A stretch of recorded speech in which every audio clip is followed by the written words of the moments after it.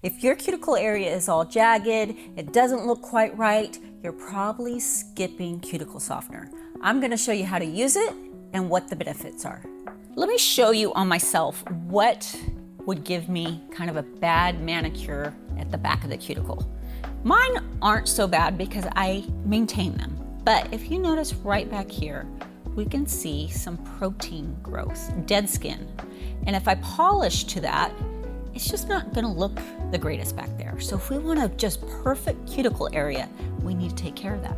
Now our cuticle softener is a mild formula, and we want that. We don't need something aggressive. We need something that's gonna lightly soften. I like to do this after I get out of the shower because my skin's already softened and just makes it easier to push back. Just a gentle formula. Again, we don't need to be aggressive. Get around the skin, around the nail on all 10, and then I just kind of rub it in a little bit. Now I'm gonna let this sit. I'm gonna sit, watch TV or whatever you're doing, and let it sit for about 2 minutes, 2-3 minutes. Doesn't have to be a long time. Just let it kind of do its thing. It's gonna soften the skin. It's going to help with that exfoliation of that dead skin that's on that nail plate. Now after we've let it settle a little bit, about 2 to 3 minutes, I'm just gonna take our glass cuticle pusher and gently push back that cuticle area, right? And I just kind of do a back and forth, it's almost a light scraping, but I'm not putting any pressure. Again, this is supposed to be gentle. And another thing we don't want to do is like push hard and break that seal. We don't want to do that. That's where we can get infections, and we just want that barrier to stay there. That is nature's barrier. Leave it alone.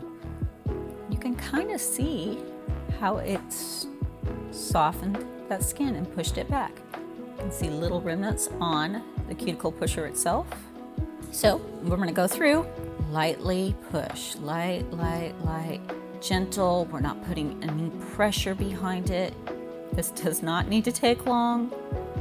It's a quick process, but you can see how much easier that is with that softener on versus trying to do that dry.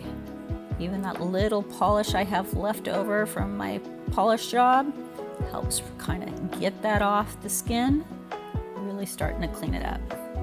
After that, we rinse our hands, and then we can kind of come in and see any of that skin that it pushed back, that dead skin, that we need to use our cuticle nippers on. Again, this also is a very light touch. We don't want to break any seals. We don't want to remove any skin that is live tissue. We just want to get rid of that dead skin that kind of got exfoliated by the cuticle softener and the cuticle pusher.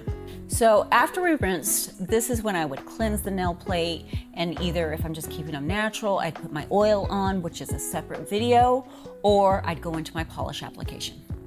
Remember that softener is gonna give you that perfectly polished cuticle area by slightly softening the skin, making it easier to push back with that cuticle pusher. If you want a beautiful, finished manicure look, definitely use softener.